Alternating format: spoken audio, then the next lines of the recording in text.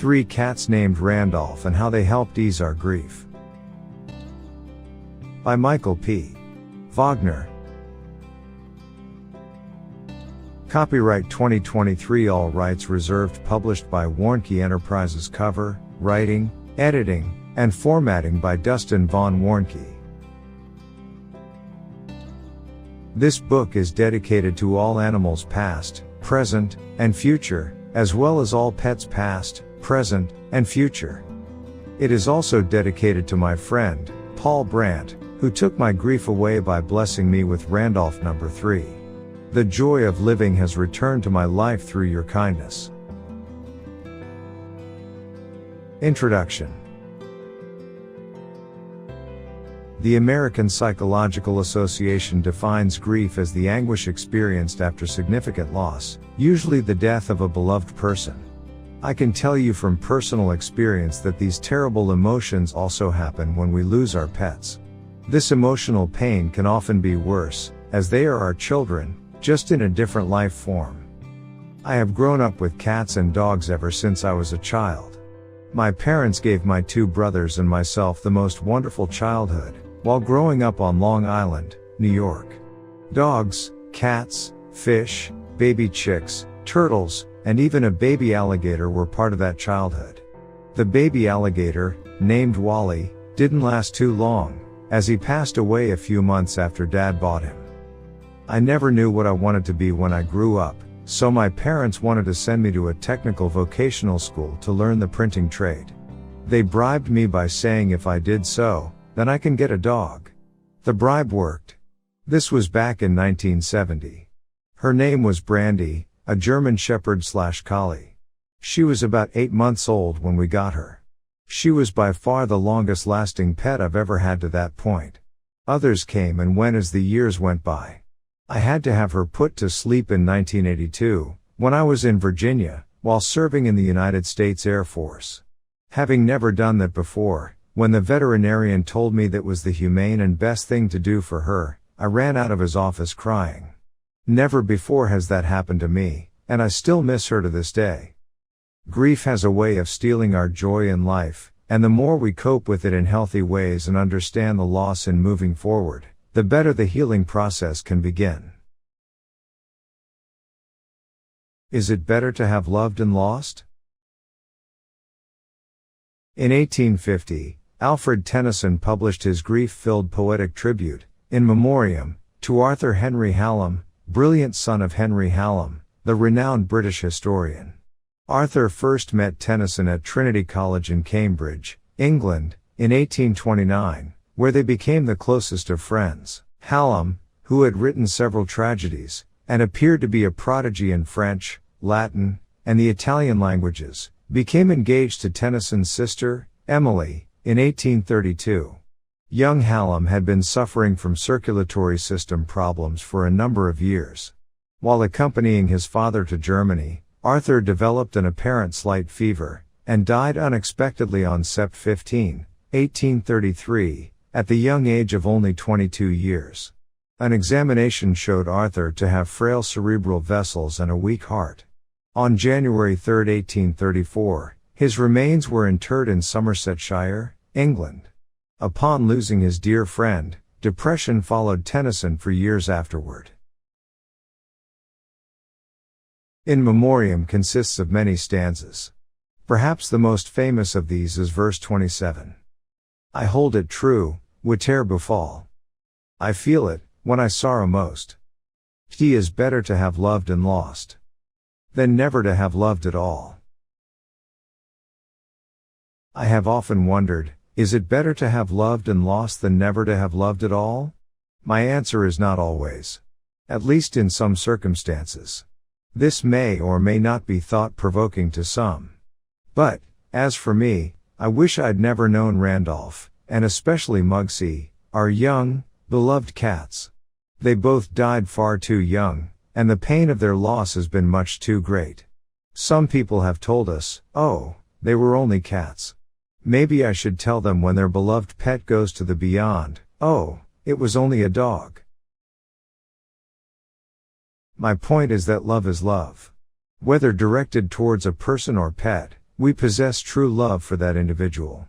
It may be due to their innocence, cuteness, honesty, vulnerability, extremely young age, or any number of reasons. Like it or not, they have captured our hearts and souls. That's what Randolph and Muggsy did to us. Randolph number 1. In March of 1992, I married a wonderful lady named Carolyn, who also happens to be an animal lover, as is her marvelous son, Dustin.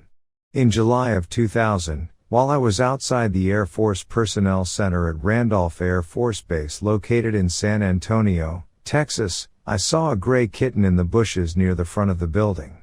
A senior master sergeant, who was near me, said I should take the kitten home or he would probably get smushed by a car. I thought it over for a minute, then decided to take him, although I had not had too much exposure to cats up to this point. Carolyn worked at a reception desk at a physical therapy office in New Braunfels, Texas, where we lived at the time. About noon I walked into her office, holding Randolph behind my back. I then said, "I'd like you to meet Randolph." Her heart melted. I told her the story of how I found him. This began our lives with the first of our 3 Randolphs. Although, sadly, he was with us only a few years, he was my favorite Randolph. His sweet demeanor, and playing tag with me when I passed by a bed, only to have his arm reach out to me. When he was hiding under a bed, certainly endeared him to me. Sometimes I am so thankful we had our fur babies, and other times I would get overwhelmed with grief that I'm sorry I did have them. Too bad you can't turn your love on and off like a water faucet, as we all know the torment of missing our loved ones, whether they are our beloved humans or our cherished pets. The fact is that for many of us, our pets are the masters, and we are the pets. They often own our hearts. Perhaps that's as it should be. Princess, our cat of 10 years, didn't love Randolph because she hated any cat she ever met, but she lost the war. She was a gray tabby and Randolph was a gray Korat. Randolph number 1 behaved like a dignified gentleman. I loved the way he'd sit outside and mind his own business and just watch the world go by. About April of 2003, Carolyn and I came back from a shopping trip. As I went out for the last of our bags, I heard what sounded like a rash of distressing meows. Beyond our fence was an overweight calico cat. I coaxed her towards me, and she was so friendly that it didn't take much prodding for her to come to me. I picked her up, and she enjoyed the attention. After bringing her in the house, Carolyn fed her. After asking neighbors if they knew of a missing calico, we kept her when no one had. Carolyn wanted to call her Molly, but it was too late. I called her Muggsy because I always liked that name, and I did a good imitation of Edward G. Robinson saying that name. I enjoyed that moniker. The name fit her perfectly.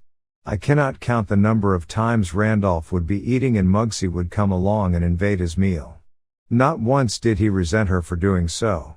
Randolph continued eating after Muggsy had finished. They were a loving, wonderfully married couple. Shortly after we found Muggsy, another calico cat showed up at our house. Her name was Pumpkin. She fit in perfectly with Randolph number 1 and Muggsy. It was as though Pumpkin was their mother. She would lick Randolph and Muggsy. She was also totally sweet. So often while I was on the computer she would jump on my lap. I had never had a lap cat before, but she made me fall in love with her because of her love and sweet nature. We first noticed something wrong when we saw Randolph vomit in the backyard around Christmas of 2003. Although we thought it was probably something not major, as cats sometimes throw up due to hairballs, we took him to the veterinarian a few days later. After some testing, we were then given the devastating news that he had feline leukemia. We didn't know what to think, as we really knew nothing about this terrible disease. Muggsy also tested positive. The vet and I decided not to test Princess, as odds were that she also had it, as they shared food and water bowls. Out of our love and compassion for animals, we left food outside for our cats and others. Maybe that's how our cats became ill.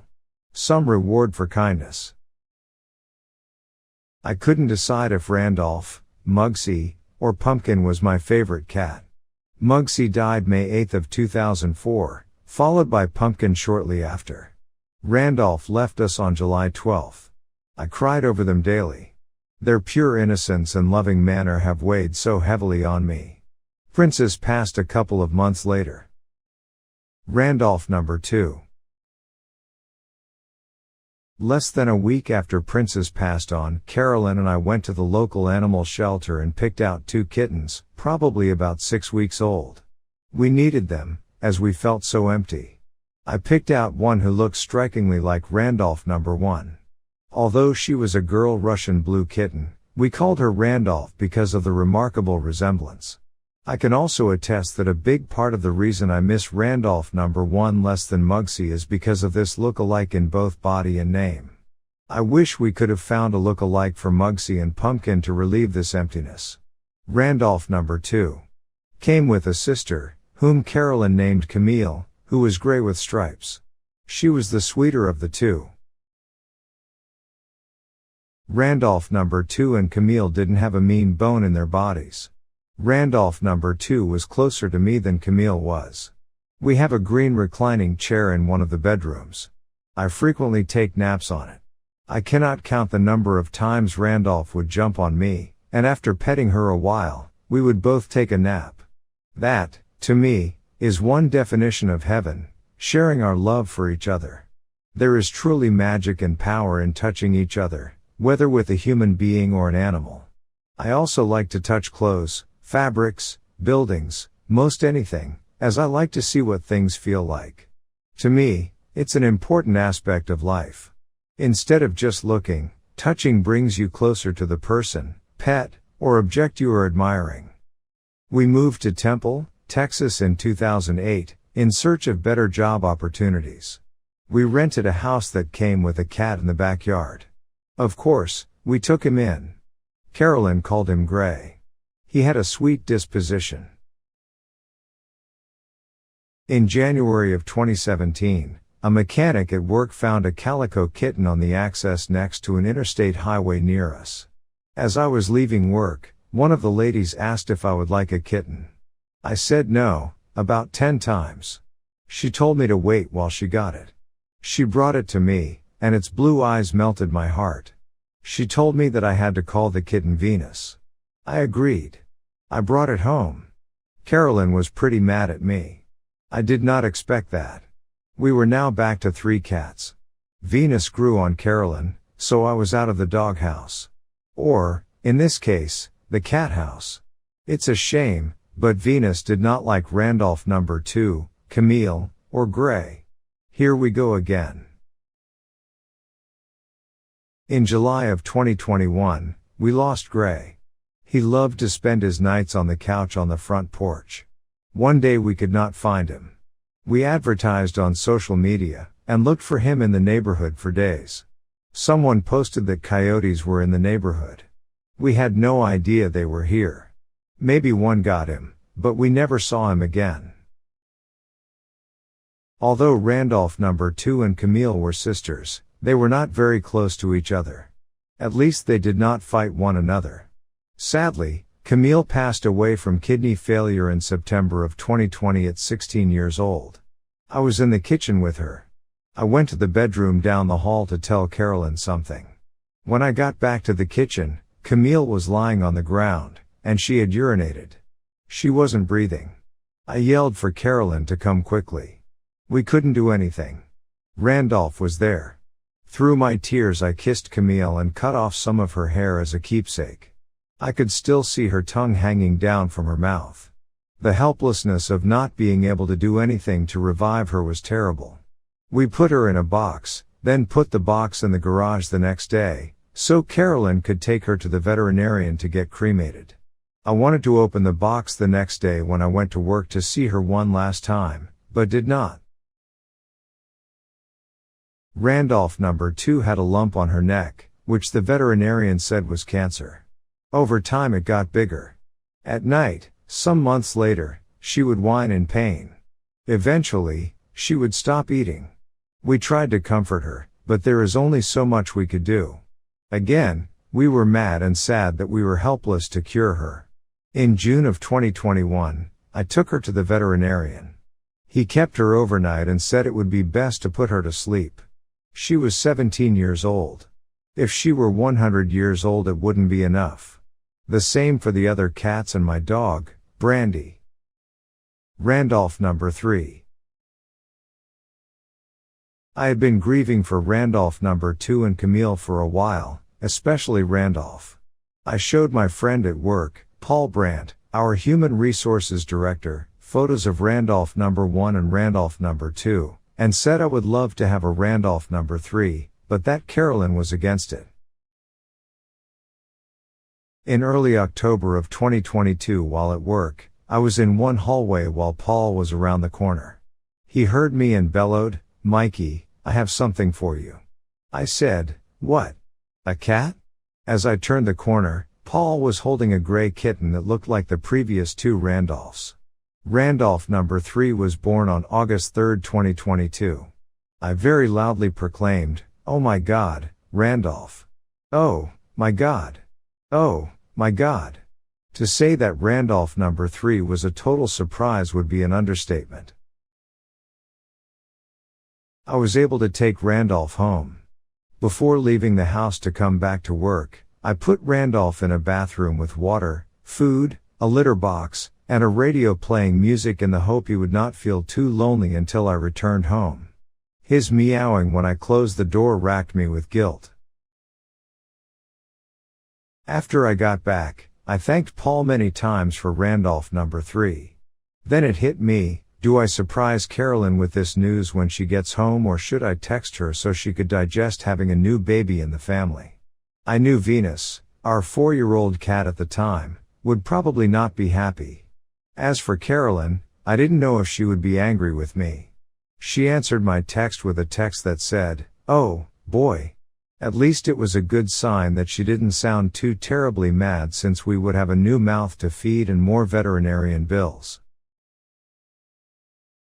She ended up coming home at lunch to check on Randolph and see how he was faring. This was a good sign that my life would be spared. Thank goodness she is also an animal lover. Venus is not, so she didn't take too kindly to Randolph number 3. My joy went through the ceiling. Venus lost. At least she and Randolph number 3 sometimes kiss. Randolph number 3 loves to get on the green recliner with me, just as Randolph number 2 did. That puts us both in heaven. About a year after Paul gave me Randolph number 3, Carolyn and I came home from the store. An orange tabby cat was inside the house lounging around. I didn't bring a cat home this time. He came on his own. Since Carolyn wanted to name Randolph number 3 Mason, which I refused to do, we called our newest cat Mason. So, now we're back up to 3 cats. Venus hates Mason, and we frequently hear growling from Venus towards Mason, but what can we do?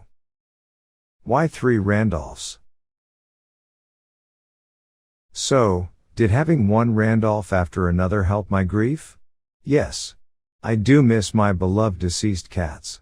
My feeling is that if I were to get a look-alike cat for Randolph number 1, and say the same things to Randolph number 2 as I did for Randolph number 1, that I would have less grief because I would still have a Randolph to love, instead of pining for Randolph, and just having an empty space. This worked out very well for me. This worked out the same with Randolph number 3. I still have a Randolph to love, hold, kiss, play with, and say, "I love you." To every day. Although each cat, just like people, have different personalities, each Randolph physically resembled each other. That is how replacing one Randolph with another has greatly decreased my grief. Rather than having that horrible empty void in my life, there is another Randolph to fill that vacant space in my heart and soul. I still miss Randolph number 1 and Randolph number 2, but not nearly to the extent as I would have had I had no other Randolphs to replace Randolph number 1. In my wallet, I carry photos and hair of each cat in plastic. It's a way to fight the grief of losing them. You struggle to cope with the pain of loss any way you can. Since I physically have their hair and photos, it helps. Not totally, but in a way they are still with me. Urns with their ashes are in a box in the closet still. I'm not sure if I will leave them in the box or take them out. Only time will tell. Nevertheless, they will always remain in my heart and soul. That's what love does. After we lost Mugsy and Pumpkin, I tried to find cats that physically resembled them, but could not since calico cats come in so many color variations. I have told quite a few people about having 3 Randolphs, even though Randolph number 2 was a girl. That did not matter to me since she looked like Randolph number 1. This is the same as going to see an Elvis Presley, Michael Jackson, or Marilyn Monroe impersonator. We know they are not the original, but we are still comforted. I'm just thankful to have another living Randolph to love. Thank you, Paul. You took most of my sadness away by blessing me with another Randolph to love. I cannot ever repay you enough for your kindness. Coping with grief. Everyone experiences grief in different ways and at different times of life. The loss of a loved one, person or animal, is profound and can be devastating. Here are some ideas to help you better cope with grief. Acknowledge your feelings. It's very important to allow yourself to feel your grief. Don't try to bottle it up or pretend you're not hurting. The people around you understand. Talk to someone you can trust. Talking about your grief can help you process your emotions and feel less alone. Talk to a friend, family member, therapist, or grief counselor, especially right after the time of your loss. Take care of yourself. Make sure you're eating healthy, getting enough sleep, and exercising regularly. Taking care of your physical health will help you cope with your emotional pain. Find healthy ways to express your grief. Some people find it helpful to journal, write letters to their loved person or pet, or create art like a memory board or box featuring their loved one's favorite things. Others find comfort in religious or spiritual practices. Find what works best for you. Be patient with yourself. There is no right or wrong way to grieve. Everyone grieves differently and at their own pace.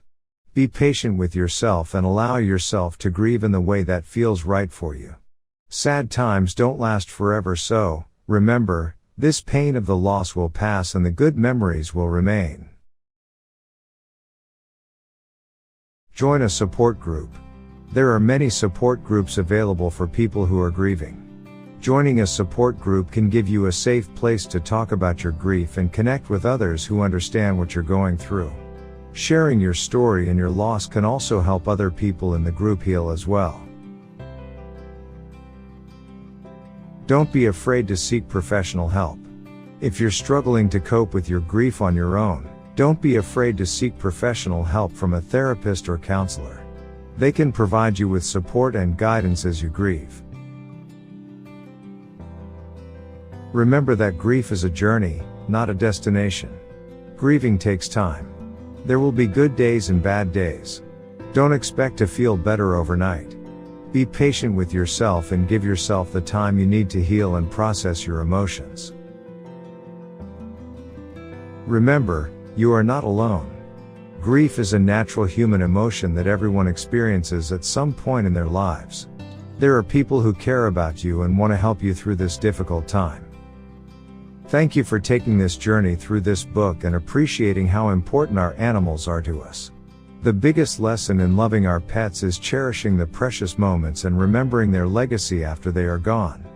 You can never replace a beloved pet, even with a look-alike pet, but you can always remember them through the eyes of those that come after them. About the author.